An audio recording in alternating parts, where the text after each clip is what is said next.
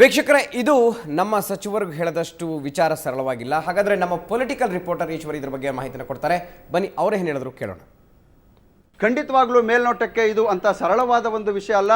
ಇಡೀ law and order ಸಮಸ್ಯೆ, ಇಡೀ ಕಾನೂನು ಸುವ್ಯವಸ್ಥೆ ಬಗ್ಗೆನೇ ಒಳ್ಳೆ ಒಂದು ಕಡೆ ರಾಜ್ಯದ ಕಾನೂನು ಸುವ್ಯವಸ್ಥೆ ಬಗ್ಗೆ ಒಂದು ರೀತಿಯಲ್ಲಿ ಅನುಮಾನ ಬರುವಂತ ದೊಡ್ಡ ಮಟ್ಟದ ಬೆಳವಣಿಗೆ ಇದು ಅಂತ ಖಂಡಿತವಾಗ್ಲೂ ಕರಿಬಹುದು. ಯಾಕೆ ಅಂತಂದ್ರೆ ಆರ್ ಅಶೋಕ್ ಅವರು ಹೇಳಿದ್ದಾರೆ, ಅವನು ಬಹುದೊಡ್ಡ ಶಾರ್ಪ್ ಶೂಟರ್, ಸದಾ ಗನ್ನನ್ನು ಜೊತೆಲಿ ಇಟ್ಕೊಂಡಿರ್ತಾನೆ, ಅವನ ಮೇಲೆ ಗುಂಡಾ ಕಾಯ್ದೆ ಆಕ್ಟ್ ನಾನೇ ಬಂಧಿಸಿದ್ದೆ ಅನ್ನುವ ಮಾತನ್ನ ಆರ್ ಅಶೋಕ್ ಅವರು ಆಡಿದ್ದಾರೆ. ಹಾಗಾಗಿ ಒಬ್ಬ ಹಾಲಿ ಹೋಮ್ ಮಂತ್ರಿ ಮತ್ತು ಹೋಮ್ ಮಿನಿಸ್ಟರ್ ಮತ್ತು ಮಾಜಿ ಹೋಮ್ ಮಿನಿಸ್ಟರ್ ಇಬ್ಬರ ಮಧ್ಯೆ ಮತ್ತೊಬ್ಬ ಕ್ಯಾಂಡಿಡೇಟ್ ರಿಜ್ವಾನ್, ದೊಡ್ಡ ಮಟ್ಟದ ಕ್ಯಾಂಡಿಡೇಟ್ ನಡುವೆ ಒಬ್ಬ ರೌಡಿ ಎಲಿಮೆಂಟ್ ಕಾಣಿಸ್ಕೊಳ್ತಾನೆ ಅಂತಂದ್ರೆ ಖಂಡಿತವಾಗ್ಲೂ ಒಂದು ಅವನು ಪಕ್ಷದ ಕಾರ್ಯಕರ್ತರು ಬಂದರು. ಯಾವುದೇ ನಾವು ಕೂಡ ಅನೇಕ ಬಾರಿ ಒಂದು ರೀತಿಯಲ್ಲಿ ರಾಜಕೀಯ ವರದಿಯನ್ನು ಮಾಡಿರ್ತೇವೆ. ಒಂದು ತೆರೆದ ವಾಹನದಲ್ಲಿ ಸಾಮಾನ್ಯವಾಗಿ ಮುಂಬದಿಯಲ್ಲಿ ಬರೋದಕ್ಕೆ ನೂರಾರು ಜನ ಸ್ಥಳೀಯ ಮುಖಂಡರು, ಬ್ಲಾಕ್ ಕಾಂಗ್ರೆಸ್ ಅಧ್ಯಕ್ಷರಾಗಿರ್ಬೋದು, ತಾಲೂಕು ಮಟ್ಟದ ಅಧ್ಯಕ್ಷರಾಗಿರ್ಬೋದು, ಇನ್ಯಾವುದೋ ಯೂತ್ ಕಾಂಗ್ರೆಸ್ನ ಪ್ರಧಾನ ಕಾರ್ಯದರ್ಶಿ ಆಗಿರ್ಬೋದು, ರಿಜ್ವಾನ್ ಅವರ ತುಂಬಾ ಆಪ್ತರಾದಂತಹ ಕಾಂಗ್ರೆಸ್ ಕಾರ್ಯಕರ್ತರಾಗಿರ್ಬೋದು, ಅಥವಾ ಜಾರ್ಜ್ ಅವರಿಗೆ ಸಂಬಂಧಪಟ್ಟಂತ ಯಾರೋ ಕೆಪಿಸಿಸಿಯ ಪದಾಧಿಕಾರಿಗಳಾಗಿರ್ಬೋದು, ಇವರೆಲ್ಲರೂ ಕೂಡ ತಾ ಮುಂದು ನಾ ಮುಂದು ಅನ್ನೋ ಒಂದು ರೀತಿಯಲ್ಲಿ ಮುಂಬದಿಯಲ್ಲಿ ಕಾಣಿಸಿಕೊಳ್ಳೋದಕ್ಕೆ ಹಾತೊರಿತಾ ಇರ್ತಾರೆ. ಆದರೆ ಏಕಾಏಕಿ ಅವರೆಲ್ಲರಿಗಿಂತ ಮುಂಬದಿಯಲ್ಲಿ ಬಂದು ಈ ಒಬ್ಬ ಬ್ರಿಗೇಡ್ ಅಜಮ್ ಅನ್ನುವ ಒಬ್ಬ ರೌಡಿ ಶೀಟರ್ ಒಬ್ಬ ಬಂದು ಮುಂಬದಿಯಲ್ಲಿ, ಅದು ಜಾರ್ಜ್ ಹೋಮ್ ಮಿನಿಸ್ಟರ್, ಹಾಲಿ ಹೋಮ್ ಮಿನಿಸ್ಟರ್, ಮಾಜಿ ಹೋಮ್ ಮಿನಿಸ್ಟರ್ ರೋಷನ್ ಬೇಗ್ ಪಕ್ಕ ನಿಂತ್ಕೊಳ್ತಾರೆ ಅಂತಂದ್ರೆ ನಿಜಕ್ಕೂ ಕೂಡ ರಾಜ್ಯದಲ್ಲಿ ಕಾನೂನು ಸುವ್ಯವಸ್ಥೆ ಬಗ್ಗೆನೇ ದೊಡ್ಡ ಮಟ್ಟದ ಪ್ರಶ್ನೆಯನ್ನ ಕೇಳಬೇಕಾಗುತ್ತೆ. ಹಾಗಾಗಿ ಈಗ ಜಾರ್ಜ್ ಅವರಿಗೆ ಯಾರಾದರೂ ಒಬ್ಬ ಪೊಲೀಸ್ ಅಲ್ಲಿದ್ದುವಂತ ಇಂಟೆಲಿಜೆನ್ಸ್ ಹೇಳಬೇಕಾಗಿತ್ತು, ಜಾರ್ಜ್ ಅವರಿಗೆ ಬಂದು ಸರ್ ನಿಮ್ಮ ಪಕ್ಕ ನಿಂತಿರುವಂತವನು ರೌಡಿ ಶೀಟರ್ ಅಂತ. ಹಾಗಾದ್ರೆ ಯಾವ ಪೊಲೀಸು ಕೂಡ ಜಾರ್ಜ್ ಅವರಿಗೆ ಬಂದು ಹೇಳಿಲ್ವಾ? ಅಥವಾ ಇಂಟೆಲಿಜೆನ್ಸ್ನವರು ಬಂದು ಯಾರು ಕೂಡ ನಿಮ್ಮ ಪಕ್ಕ ನಿಂತಿರುವಂತಹ ವ್ಯಕ್ತಿ ರೌಡಿ ಶೀಟರ್ ಅಂತ ಯಾರೂ ಕೂಡ ಪ್ರಶ್ನೆ ಮಾಡಲಿಲ್ವಾ? ಜಾರ್ಜ್ ಅವರು ಕೂಡ ಸ್ವತಃ ನೀನು ಯಾರು ಪಕ್ಕದಲ್ಲಿ ನಿಂತಿರೋನು, ನೀನು ಕಾಂಗ್ರೆಸ್ ಕಾರ್ಯಕರ್ತನ, ಯುವ ಕಾಂಗ್ರೆಸ್ ಕಾರ್ಯಕರ್ತನ ಅನ್ನುವ ಪ್ರಶ್ನೆಯನ್ನ ಜಾರ್ಜ್ ಅವರು ಮಾಡಲಿಲ್ವಾ? ರೋಷನ್ ಬೇಗ್ ಅವರು ಮಾಡಲಿಲ್ವಾ? ಹೀಗೆ ಹಲವಾರು ಪ್ರಶ್ನೆಗಳು ಇದರಲ್ಲಿ ಅಡಕವಾಗಿದೆ. ಅದರಲ್ಲೂ ಪ್ರಮುಖವಾಗಿ ರಾಜ್ಯದ ಲಾ ಅಂಡ್ ಆರ್ಡರ್ ವ್ಯವಸ್ಥೆ ಎಷ್ಟರ ಮಟ್ಟಿಗೆ ಇದೆ ಅನ್ನೋದು ಕೂಡ ಈ ಒಂದು ಅಭ್ಯರ್ಥಿಗಳ ಒಂದು ಏನೊಂದು ರೀತಿಯಲ್ಲಿ ಮುಂಬದಿಯಲ್ಲಿ ಕಾಣಿಸ್ಕೊಂಡಿದ್ದಾನೆ ಈ ಬ್ರಿಗೇಡ್ ಅಜಮ್ ಅನ್ನೋನು. ಇದರಿಂದ ಒಂದು ರೀತಿಯಲ್ಲಿ ಒಂದು ಕಡೆ ರಿಜ್ವಾನ್ ಅವರ ಒಂದು ಬದ್ಧತೆ ಬಗ್ಗೆ ಇನ್ನೂ ಕೂಡ ಯುವಕರಿದ್ದಾರೆ. ರಾಹುಲ್ ಗಾಂಧಿ ಅವರು ಕೂಡ ಏನೋ ಒಂದು ದೊಡ್ಡ ಮಟ್ಟದ ಕ್ಲೀನ್ ಇಮೇಜ್ ಬಗ್ಗೆ ಮಾತನಾಡ್ತಿದ್ದಾರೆ.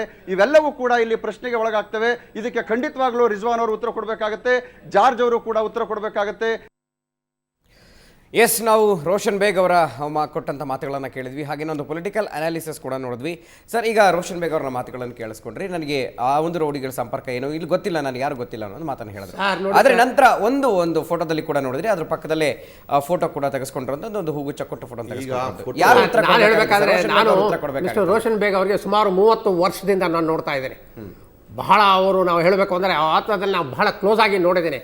ಅವರು ಅಂಥ ವ್ಯಕ್ತಿ ಏನೂ ಅಲ್ಲ ಇಂಥವ್ರಿಗೆಲ್ಲ ಕರ್ಕೊಂಡು ಬರೋದಂತ. ಯಾಕಂದರೆ ಸುಮಾರು 1983 ನಾನು ನೋಡ್ತಾ ಇದ್ದೀನಿ ಮಿಸ್ಟರ್ ರೋಷನ್ ಬೇಗ್ ಅವರಿಗೆ. ಅವ್ರು ಯಾವಾಗ ರಾಜಕೀಯ ಎಂಟ್ರ್ ಆಯಿತು ಅವತ್ತಿನ ದಿವಸದಿಂದ ಸಹ ನಾನು ನೋಡ್ತಾ ಇದ್ದೀನಿ. ಹತ್ತಿರವಾಗಿ ಸುಮಾರು ಒಂದು 15 ದಿವಸಕ್ಕೆ ಹಿಂದೆನೂ ಸಹ ಅವರಿಗೆ ಭೇಟಿ ಆಗಿತ್ತೆ. ಹಾಗೇನಿಲ್ಲ, ಆದರೆ ಎಂಥ ಬಹಳ ಮೃದು ವ್ಯಕ್ತಿ. ಆಯ್ತು, ನೀವು ಆ ರೀತಿ ಉತ್ತರ ಕೊಡಬೇಕು. ಅವ್ರಿಗೆ ಎಲ್ಲರಿಗೂ ಶಾಂತ ರೀತಿಯಲ್ಲಿ ಒಳ್ಳೆ ನೋಡಬೇಕು ಅಂತ ಹೇಳಿದ್ರೆ ಒಂದೇ ಒಂದು ಧ್ಯಾಯ ಹೊರತು ಇವನು ರೌಡಿನಪ್ಪ, ಈ ಚುನಾವಣೆ ಕಾರ್ಯಕ್ರಮ ಇವನು ರೌಡಿನಪ್ಪ, ಇವನು ಇದಾನಪ್ಪ, ಮರ್ಡರಪ್ಪ, ಇವನು ಪಿಕ್ ಪ್ಯಾಕೆಟರ್ ಅಂತ ನೋಡೋದಕ್ಕಾಗೋದಿಲ್ಲ ಚುನಾವಣೆ ಒಂದು ಕಾರ್ಯಕ್ರಮದಲ್ಲಿ. ಒಂದು ರೌಡಿಗಳ ಮನೋಭಾವ ಹಂಗಿರುತ್ತೆ. ಹೌದು, ಈ ಫೋನ್ ಇರುತ್ತೆ ಇಮಿಡಿಯೇಟ್ ಪಕ್ಕದಲ್ಲಿ, ಅವನಿಗೆ ಹೇಳಿಟ್ಟಿರ್ತಾನೆ ನಾನು ಹಾರ ಹಾಕ್ತೇನೆ ಫೋಟೋ ತೆಗಿ ಅಂತ. ಇದು ಅವ್ರದ್ದು ಪ್ರವೃತ್ತಿ. ಅದು ಯಾಕಂದ್ರೆ ಬಾಕಿಯವ್ರಿಗೆ ತೋರಿಸ್ಲಿಕ್ಕೆ, ಬಾಕಿಯವ್ರಿಗೆ ಹೆದರ್ಸ್ಲಿಕ್ಕೆ. ಆದ್ರೆ ಇವ್ರಿಗೆ ಗೊತ್ತಿಲ್ಲ, ಇವರೊಂದು ಮಿನಿಸ್ಟರ್ ಆಗಿದ್ದು ಆ ಒಂದು ಇದರಲ್ಲಿ ಸಟಗರದಲ್ಲಿ ಇರ್ತಾರೆ. ಅದಕ್ಕೆಲ್ಲ ಈಸಿಯಾಗಿ ದಾರಿ ಆಗ್ಬಿಡುತ್ತಲ್ಲ ಸರ್. ಹಾಗಾದ್ರೆ ಇಲ್ಲ, ಅದನ್ನ ಈಗ ನೀವು ಯಾವಾಗ ಮಿನಿಸ್ಟರ್ ತಪ್ಪು, ಯಾವ MLA ತಪ್ಪು ಯಾವಾಗ ಹೇಳ್ಬೋದು ಅಂತಂದ್ರೆ, ಅವನು ಯಾವಾಗಲೂ ಅವನ ಜೊತೆಯಲ್ಲಿ ಇದ್ಕೊಂಡು ಅವನು ಮಾಡುವಂತ ಕೃತ್ಯಗಳಿಗೆ ಕುಮ್ಮಕ್ ಕೊಟ್ಟಾಗ ಮಾತ್ರ ಅವನ ಅಪವಾದ ಆಗುತ್ತೆ ಹೊರತು ಇಲ್ಲ. ಒಂದ್ ವೇಳೆ ಕುಮ್ಮಕ್ಕಿನ ಪ್ರಶ್ನೆ ಬರುತ್ತೋ ಇಲ್ವೋ ಗೊತ್ತಿಲ್ಲ. ಯಾಕೆಂದ್ರೆ ಅದನ್ನ ಒಂದು ಫೋಟೋಸ್ ಅಥವಾ ವಿಡಿಯೋಸ್ ಅಥವಾ ಜೊತೆಲಿ ಇರೋದನ್ನ ತೋರಿಸ್ಕೊಂಡೆ ಆತ ಆಂಟಿ ಸೋಷಿಯಲ್. ಈಗ ನೋಡಿ 100 ಜನ ಇರ್ತಾರೆ, 1000 ಜನ ಸೇರಿರ್ತಾರೆ ಮಿನಿಸ್ಟರ್ ಆದಾಗ, ಎಲ್ಲರೂ ಬಂದು ಹಾರ ಹಾಕ್ತಾರೆ. ಈ ಒಂದು ಹಾರ ದೂಡಿದ್ದು ಆಯ್ತು, ಗೊತ್ತಿರುತ್ತೆ. ಸಂದರ್ಭ ಹಂಗಿರುತ್ತೆ, ಬೇಕು ಅಂತಲ್ಲ. ಆ ಸಂದರ್ಭಗಳನ್ನ ದುರುಪಯೋಗ ಪಡಿಸ್ಕೋಬಹುದಲ್ವಾ? ದುರುಪಯೋಗ ಯಾರು ರೌಡಿಗಳು ಪಡಿಸ್ಕೋತಾರೆ. ಹೌದು, ಅಲ್ಲಿರುವ ಇಲ್ಲಿ ಇಂಟೆಲಿಜೆನ್ಸ್, ಈಗ ಒಂದು ಪೊಲೀಸರದ್ದು ಅಲ್ಲಿ ಅಡ್ಮಿನಿಸ್ಟ್ರೇಷನ್ ಏನಿರುತ್ತೆ ಅಂತಂದ್ರೆ ಯಾವಾಗಲೂ ಇಂಥವ್ರನ್ನ ಹತ್ರ ಸೇರಿಸಬಾರ್ದು. ಒಬ್ಬ ಯಾವನೋ ಒಂದು ಬಿಲ್ಡಿಂಗ್ ಇನಾಗ್ರೇಷನ್ ಹೋಗ್ತಾನೆ ಅಂತ ತಿಳ್ಕೊಂಡು CM, ಒಂದು ಹೋಮ್ ಮಿನಿಸ್ಟ್ರು ಅಥವಾ ಇನ್ನೊಂದು ಮಿನಿಸ್ಟ್ರು, ಆವಾಗ ಲೋಕಲ್ ಪೊಲೀಸು ಆ ಬಿಲ್ಡಿಂಗ್ ನ್ಯಾಯವಾಗಿದೆಯೋ, ಅದು ಅಕ್ರಮ ಬಿಲ್ಡಿಂಗೋ, ಅಥವಾ ಅವನ ಮನೆ ಕರೆಯೋನು ಸರಿ ಇದೆಯೋ, ಅದಕ್ಕೆ ಬರಬೇಕು ಬರಬೇಡ ಅಂತ ಹೇಳುವಂಥ ಕರ್ತವ್ಯ ಅಡ್ಮಿನಿಸ್ಟ್ರೇಷನ್ದು. ಅದು ಮಾಡಿದಾಗ ಇವ್ರು ಯಾರು ಕರೆದ್ರೆ ಬರ್ತೀನಿ ಹೋಗಿ ಅಂತಾರೆ. ಎಸ್, ಯಾವ ಮಿನಿಸ್ಟರ್ ಕರೆದ್ರೆ ಯಾವನು ಕರೆದ್ರು ಹೋಗ್ತಾರೆ. ಇದನ್ನೆಲ್ಲ ನೋಡ್ಕೋಬೇಕಾಗಿದ್ದು ಅಡ್ಮಿನಿಸ್ಟ್ರೇಷನ್. ಈಗ ಅವರು ರೋಷನ್ ಬೇಗ್ ಅವರು ಮಂತ್ರಿ ಪದವಿಯನ್ನು ಸ್ವೀಕರಿಸಿದ ತಕ್ಷಣನೇ ಹೋಗಿ ಆತ ಉಗುಚ್ಚ ಕೊಡ್ತಾನೆ. ಆಯ್ತು, ಅದನ್ನ ವಿರೋಧಿಸಬೇಕಾಗಿತ್ತು. ಯಾಕೆ ಅವಾಗ ಗೊತ್ತಾಗ್ಲಿಲ್ವಾ, ಅಥವಾ ಪೊಲೀಸ್ ಇಲಾಖೆ ಗೊತ್ತಾಗ್ಲಿಲ್ವಾ ಅಲ್ಲಿ ಆತನಿಗೆ ಬಿಡಬೇಕು ಅನ್ನುವಂಥದ್ದು? ಆ ಸಂದರ್ಭದಲ್ಲಿ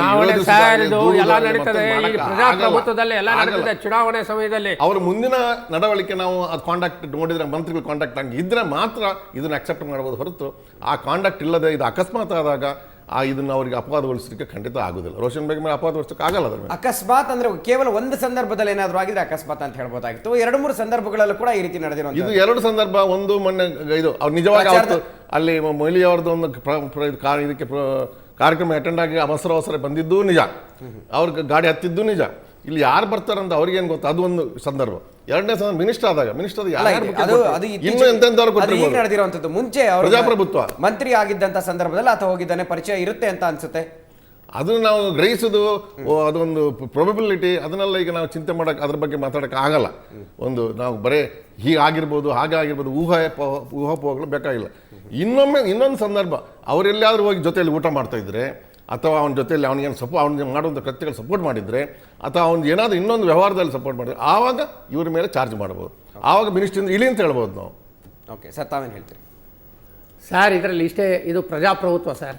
ಇದು ಏನಾಗಿದೆ, ಅವ್ರ ಆಫೀಸಲ್ಲಾಗಿಲ್ಲ ಅಥವಾ ಮನೆಯಲ್ಲಾಗಿಲ್ಲ. ಒಂದು ಚುನಾವಣೆ ಕಾರ್ಯಕ್ರಮದಲ್ಲಿ ಒಂದು ದೊಡ್ಡ ರಾಜಬೀದಿಯಲ್ಲಿ ಹೋಗುವಾಗ 1000 ಜನ 100 ಜನ ಹೋಗೋವಂಥ ಸಂದರ್ಭದಲ್ಲಿ ಒಂದು ಅದರಲ್ಲಿ ಬಂದಿರ್ತಾರೆ, ಮಂತ್ರಿಗಳು ಬಂದಿರ್ತಾರೆ, ಮತ್ತು MLAಗಳು ಅವರು ಇವರು ಎಲ್ಲ ಇರ್ತಾರೆ. ಅದರಲ್ಲಿ ಒಂದು ವಾಹನದಲ್ಲಿ ಹೋಗಿರ್ತಾರೆ, ಆ ವಾಹನದಲ್ಲಿ ಒಂದು 50 ಜನ ಹಾಕ್ತಾರೆ. ಇಂತಹ ಒಂದು ವ್ಯಕ್ತಿ ಏನು ಮಾಡ್ತಾನೆ, ಉಪಯೋಗ ಪಡಿಸ್ಕೊಳ್ತಾನೆ. ನಾನು ಇದರಲ್ಲಿ ಮುಂದೆ ಹೋಗಿದ್ದೀನಿ ಅಂತ ಹೇಳಿದ್ದೆ. ಅವ್ರಿಗೇನು ಇದಿರಲಿಲ್ಲ. ಯಾಕಂದರೆ ಮಾಜಿ ಮುಖ್ಯಮಂತ್ರಿ ಆಗಲಿ, ಮಾಜಿ ಗೃಹ ಮಂತ್ರಿಗಳಾಗಲಿ, ಮತ್ತು ಮಾಜಿ ಇನ್ನೊಬ್ಬರು ಗೃಹ ಮಂತ್ರಿ, ಹಾಲಿ ಗೃಹ ಮಂತ್ರಿಗಳಾಗಲಿ ಅಥವಾ ಕ್ಯಾಂಡಿಡೇಟ್ಗಾಗಲಿ ಅವ್ರಿಗೇನು ಇದಿಲ್ಲ. ಅವರು ಜನಗಳನ್ನು ನೋಡಬೇಕು, ಜನಗಳಿಗೆ ನಮಸ್ಕಾರ ಹಾಕಬೇಕು, ಒಂದು ಬೇಡ್ಕೊಳ್ಬೇಕು, ನನಗೆ ಮತ ಹಾಕಿ ಅಂತ ಕೇಳೋದು ಬಿಟ್ಟಿದೆ. ಅವ್ರು ಇಂಥವ್ರು ಬಂದಿದ್ದಾರೆ ಅಂತ ಹೇಳಿದ್ರೆ ಅವ್ರಿಗೆ ಪ್ರಜ್ಞೆನೂ ಇರೋದಿಲ್ಲ. ಆಗ ಆ ಪ್ರಜ್ಞೆ ಯಾರಿಗೆ ಬೇಕು? ಇಂಟೆಲಿಜೆನ್ಸ್ ಅವ್ರಿಗೆ ಬೇಕು. They have to apply their mind. ಇದು ಯಾರಪ್ಪ ಹೋಗ್ತಾ ಇದ್ದಾರೆ, ಅಕಸ್ಮಾತ್ ಅವರೇ ಯಾವುದೋ ಒಂದು ಕೆಟ್ಟ ಹುಳ ಹೋಗಿದೆ. ಫಾರ್ ಎಕ್ಸಾಂಪಲ್, ಈತ ಯಾರೋ ಒಂದು ರೀಸೆಂಟಾಗಿ ಮಾಜಿ ಮುಖ್ಯಮಂತ್ರಿಗೆ ಒಂದು ಸ್ಲ್ಯಾಪ್ ಹೊಡೆದು ಬಿಟ್ರಲ್ಲ, ಆ ಒಂದು ಕಾರ್ಯಕ್ರಮ ಈಗ ನಾವು ಇಂಟೆಲಿಜೆನ್ಸ್ ಅವ್ರು ನೋಡಬೇಕಾಗುತ್ತೆ. ಸೆಕ್ಯೂರಿಟಿ ಎಲ್ಲ ಕೊಟ್ಟಿದ್ದೂ ಸಹ ಅಂಥ ಒಂದು ಘಟನೆ ಆಯಿತು ಅಂತ ಹೇಳಿದ್ರೆ ಯಾರು ರೆಸ್ಪಾನ್ಸಿಬಲ್? ಇಂಟೆಲಿಜೆನ್ಸ್ ಅವರು ರೆಸ್ಪಾನ್ಸಿಬಲ್. ಇಂಥ ಒಂದು ಪೀರಿಯಡಲ್ಲಿ ಅವರು ಇಂಟೆಲಿಜೆನ್ಸ್ ಅವರು ಅಥವಾ ಲೋಕಲ್ ಪೊಲೀಸ್ ಹೇಳ್ಬೋದಾಗಿತ್ತಲ್ಲ. ಅದನ್ನು ನಾವು ಎಷ್ಟು ಸಹ ಹೇಳಿದ್ರೂ ಅದು ಇಂಟೆಲಿಜೆನ್ಸ್ ಅವರು ಫೇಲ್ಯೂರು ಅಂತ ಹೇಳಿದ್ರೆ ಗೊತ್ತಾಗುತ್ತೆ. ಅದು ನಮ್ಮ ಗೃಹ ಮಂತ್ರಿಗಳವರೆಗೂ ಸಹ ಗೊತ್ತಾಗಿದೆ. ಹೀಗೆಲ್ಲ ಈಗ ಟೈಟ್ ಮಾಡ್ತಾರೆ ಎಲ್ಲರಿಗೂ. ಈಗ ಕಮಿಷನರ್ಗೂ ಸಹ ಮಾತಾಡ್ತಾರೆ, ಏನಪ್ಪ ಇಂಥ ಘಟನೆ ನಡೆದಿದೆಯಲ್ಲ, ನೀವು ಸರಿಯಾಗಿ ಇದು ಮಾಡೋಕ್ಕಿಲ್ವಾ, ಮಾಧ್ಯಮದಲ್ಲೆಲ್ಲ ಬಂದಿದೆ, ನಮಗೆ ಕೆಟ್ಟ ಹೆಸರು ಬರುತ್ತಲ್ಲ ಅಂತ ಹೇಳಿದ್ರೆ ಈಗ ಕಮಿಷನರ್ ಸಾಹೇಬ್ರಿಗೂ ಸಹ ಮಾತಾಡಿರ್ತಾರೆ. ಇದ್ರ ಬಗ್ಗೆ ಅವರು ಕ್ರಮ ತಗೊಳ್ತಾರೆ. ಆದರೆ ಈ ಚುನಾವಣೆಯ ಸಂದರ್ಭದಲ್ಲಿ ಬಹಳ ಈ ಏನು ಆ್ಯಂಟಿ ಸೋಷಿಯಲ್ ಎಲಿಮೆಂಟ್ಸ್ ಇರ್ತಾರಲ್ಲ, ಅವರು ಬಹಳ ಉಪಯೋಗ ಮಾಡ್ಕೊಳ್ತಾರೆ ಅದರಿಂದ. ಇದ್ರ ಬಗ್ಗೆ ಈ ಪ್ರಜಾಪ್ರಭುತ್ವದಲ್ಲಿ ಹೀಗೆ ನಡೀತದೆ. ಅದನ್ನು ನಾವು ಆದಷ್ಟು ಈಗ ಮಾಧ್ಯಮದಲ್ಲಿ ತೋರಿಸಿದ್ರಿಂದ ಇಡೀ ಕರ್ನಾಟಕಕ್ಕೆ ಇದು ಎಕ್ಸಾಂಪಲ್ ಆಗುತ್ತೆ, ಇಡೀ ಇಂಡಿಯಾದಲ್ಲೂ ಎಕ್ಸಾಂಪಲ್ ಆಗ್ಬೋದು. ಈಗ ರೌಡಿ ಚಟುವಟಿಕೆಗಳಿಗೆ ಯಾರೂ ಅಕ್ಕಪಕ್ಕದಲ್ಲಿ ನಿಲ್ಸ್ಕೊಳ್ಳಲ್ಲ ಅನ್ನೋ ಒಂದು ಇದು ಬರುತ್ತೆ. ಓಕೆ, ರೌಡಿಗಳಿಗಿಂತ ಅವಕಾಶ ಖಂಡಿತ ಪೊಲಿಟಿಷಿಯನ್ಸ್ ಕೊಡಬಾರ್ದು, ಇದು ಪಕ್ಕ. ಎಸ್. ಓಕೆ ವೀಕ್ಷಕರೇ, ಇದು ನಿವೃತ್ತ ಪೊಲೀಸ್ ಅಧಿಕಾರಿಗಳ ಮಾತು. ಸೊ ಇನ್ನು ಈ ವಿಷಯದ ಬಗ್ಗೆ ನಾವು ಸಾಕಷ್ಟು ಚರ್ಚೆಯನ್ನು ಕೂಡ ಮಾಡಿದ್ವಿ. ಏನು ಮೊನ್ನೆ ಕಾಣಿಸ್ಕೊಂಡಂಥ ಒಂದು ಮತ ಪ್ರಚಾರದ ಸಂದರ್ಭದಲ್ಲಿ ರೌಡಿ ಶೀಟರ್ ಬ್ರಿಗೇಡ್ ಆಜಮ್ ಅನ್ನೋ ಒಬ್ಬ ರೌಡಿ ಶೀಟರ್ ವ್ಯಕ್ತಿ, ಸಾಕಷ್ಟು ಕೇಸ್ಗಳಿದೆ ಆತನ ಮೇಲೆ. ಆ ಒಂದು ಕೇಸ್ಗಳನ್ನು ಲೆಕ್ಕ ಹಾಕ್ತಾ ಹೋದರೆ ಸಾಕಷ್ಟು 20 ವರ್ಷಗಳಿಂದ ಕೂಡ ಆತ ಪೊಲೀಸ್ ಇಲಾಖೆಗೆ ಬೇಕಾಗಿರುವಂಥ ವ್ಯಕ್ತಿ. ಅರೆಸ್ಟ್ ಕೂಡ ಆಗಿರ್ತಾನೆ, ಸಾಕಷ್ಟು ಬಾರಿ ಅಕ್ರಮ ಶಸ್ತ್ರಾಸ್ತ್ರಗಳನ್ನು ಆತ ಇಟ್ಕೊಂಡಿರ್ತಾನೆ. ಕೊಲೆ ಪ್ರಕರಣ ಇರುತ್ತೆ, ಬೆದರಿಕೆ ಪ್ರಕರಣ ಇರುತ್ತೆ, ಅಪಹರಣ ಪ್ರಕರಣ ಇದೆ. ಇಂಥ ಒಂದು ಬ್ಯಾಕ್ಗ್ರೌಂಡ್ ಉಳ್ಳಂಥ ವ್ಯಕ್ತಿ ರಾಜಕಾರಣಿಗಳ ಜೊತೆ ಆತ ಇರೋದು ಕೂಡ ಯಾರಿಗೆ ಅದು ಯಾರ ಮನಸ್ಸಿನ ಮೇಲೆ ಎಫೆಕ್ಟ್ ಬೀರುತ್ತೆ ಅನ್ನೋದು ಯಾರ ಒಂದು ಇದು ಆ ಒಂದು ದೃಶ್ಯಗಳು ಆತ ಅರೆಸ್ಟ್ ಆದಂಥ ಸಂದರ್ಭದಲ್ಲಿ ಇರುವಂಥ ದೃಶ್ಯಗಳು, ಅಕ್ರಮ ಶಸ್ತ್ರಾಸ್ತ್ರ ಹೊಂದಿದಂಥ ಆರೋಪದಲ್ಲಿ ಆತ ಅರೆಸ್ಟ್ ಆದಾಗ ತೆಗೆದಿರುವಂತಹ ದೃಶ್ಯಗಳು. ಆ ದೃಶ್ಯದಲ್ಲಿ ಸಾಕಷ್ಟು ಅಕ್ರಮ ಶಸ್ತ್ರಾಸ್ತ್ರಗಳನ್ನು ಕೂಡ ಪೊಲೀಸರು ಪ್ರದರ್ಶನಕ್ಕೆ ಇಟ್ಟಿರುವಂಥದ್ದು. ಸೊ ಆ ಒಂದು ದೃಶ್ಯಗಳಲ್ಲಿ, ಆ ಒಂದು ಕೇಸ್ನಲ್ಲೂ ಕೂಡ ಆತ ಅರೆಸ್ಟ್ ಆಗಿರ್ತಾನೆ. 2-3 ಬಾರಿ ಆತನ ಮೇಲೆ ಈ ಒಂದು ಅಕ್ರಮ ಶಸ್ತ್ರಾಸ್ತ್ರಗಳನ್ನು ಹೊಂದಿರುವಂಥ ಪ್ರಕರಣಗಳು ದಾಖಲಾಗಿರುತ್ತೆ. ಆ ದೃಶ್ಯಗಳನ್ನು ಕೂಡ ನೀವು ನೋಡ್ತಾ ಇರ್ತೀರ. ಸಾಕಷ್ಟು ಲಾಂಗ್ಗಳು, ಮಚ್ಚು, ತಲವಾರ್ಗಳು, ಹಾಗೆಯೇ ರೈಫಲ್ಗಳು ಕೂಡ ಆ ಒಂದು ಪ್ರಕರಣದಲ್ಲಿ ಸಿಕ್ಕಿರುವಂಥದ್ದು. ಅದನ್ನೆಲ್ಲ ಕೂಡ ಪೊಲೀಸರು ಪ್ರದರ್ಶನಕ್ಕೆ ಇಟ್ಟಿದ್ದಾರೆ. ಇಂಥ ಒಂದು ಕುಖ್ಯಾತ ಬ್ಯಾಕ್ಗ್ರೌಂಡ್ ಇರುವಂಥ ವ್ಯಕ್ತಿ ಈ ರೀತಿಯ ಒಂದು ಸಮಾಜ ಘಾತಕ ಚಟುವಟಿಕೆಗಳನ್ನು ನಡೆಸಿರುವಂಥ ವ್ಯಕ್ತಿ ಜನಪ್ರತಿನಿಧಿಗಳ ಜೊತೆ ಗುರುತಿಸ್ಕೊಂಡ್ರೆ ಆತನಿಗೆ ಖಂಡಿತ ಲಾಭ ಆಗುತ್ತೆ. ಆದರೆ ಇದಕ್ಕೆ ಮಂತ್ರಿಗಳ ಜೊತೆ ಗುರುತಿಸ್ಕೊಂಡಿದ್ದಾರೆ. ಆದರೆ ಮಂತ್ರಿಗಳು ಕೂಡ ಇದಕ್ಕೆ ಉತ್ತರವನ್ನು ಕೊಡಬೇಕಾಗುತ್ತೆ. ಯಾಕೆಂದರೆ ಮತದಾರರಿಗೆ ಆತ ಬೆದರಿಸಬಹುದು, ತನ್ನ ಕೆಲಸವನ್ನು ತನ್ನ ಬೇಳೆಯನ್ನು ಆತ ಆರಾಮಾಗಿ ಬೇಯಿಸ್ಕೊಳ್ಬಹುದು. ನಾನು ಈ ರೀತಿ ಗಣ್ಯ ವ್ಯಕ್ತಿಗಳ ಜೊತೆ ಇದ್ದೀನಿ, ಆ ರೀತಿ ಒಂದು ಪೋಸ್ ಕೊಡ್ತಾ ಆತ ನಾನು ಈ ರೀತಿ ಅವರ ಸಖ್ಯ ಬೆಳೆಸಿದ್ದೀನಿ ಅನ್ನೋ ಒಂದನ್ನು ಮಾಹಿತಿಯನ್ನು ಆತ ಮತದಾರರಿಗೆ ಅಥವಾ ಸಾರ್ವಜನಿಕರಿಗೆ ರವಾನಿಸ್ತಾನೆ. ಇದು ಸಚಿವರಿಗೆ ಗೊತ್ತಿದೆಯೋ ಇಲ್ವೋ, ಆದರೆ ಆ ರೀತಿ ಒಂದು ಟ್ರೆಸ್ ಪಾಸನ್ನು ಮಾಡಿ ಆತ ಮೇಲೆ ಹತ್ತಿರುವಂಥದ್ದಾಗಲಿ ಅಥವಾ ತನ್ನ ಪ್ರಭಾವವನ್ನು ಇಡೀ ಜನರಿಗೆ ಆತ ಮೌಖಿಕವಾಗಿ ಮಾತ್ರ ಒಂದು ಸೂಚನೆಯನ್ನು ಕೊಡ್ತಾ ಇರ್ತಾನೆ. ಸೊ ಇದು ಎಷ್ಟು ರೀತಿಯ ಸರಿ ಅನ್ನೋದು ಕೂಡ ಇಲ್ಲಿ ವ್ಯಕ್ತವಾಗುವಂಥ ಪ್ರಶ್ನೆ.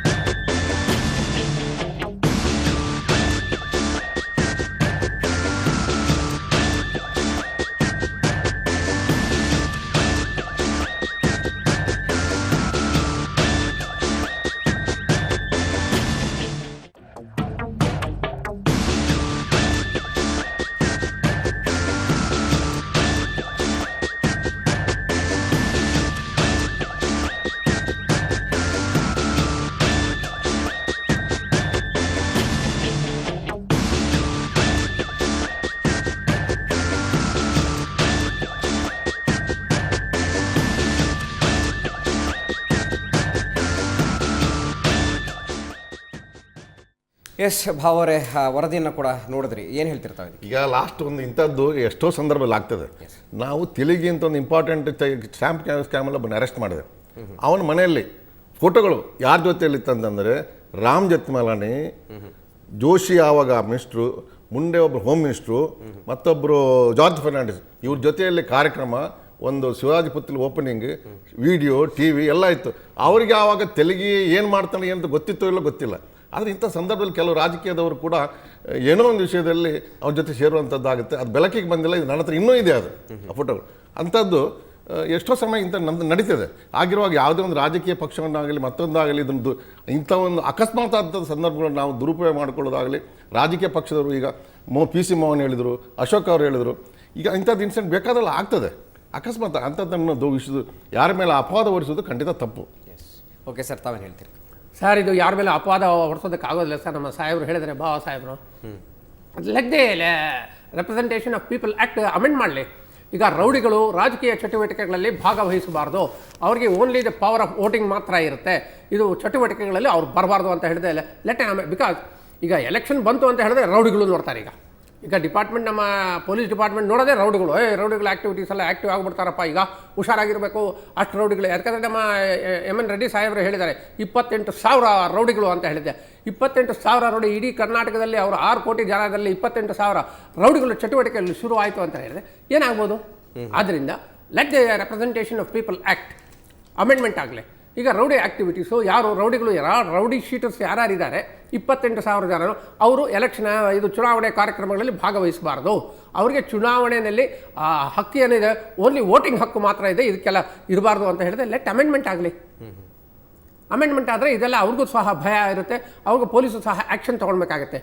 ಯಾಕಂದರೆ we have to see the ಸಂವಿಧಾನ, ಫಂಡಮೆಂಟಲ್ ರೈಟ್ಸ್ ಇರುತ್ತೆ ಅವರಿಗೆ.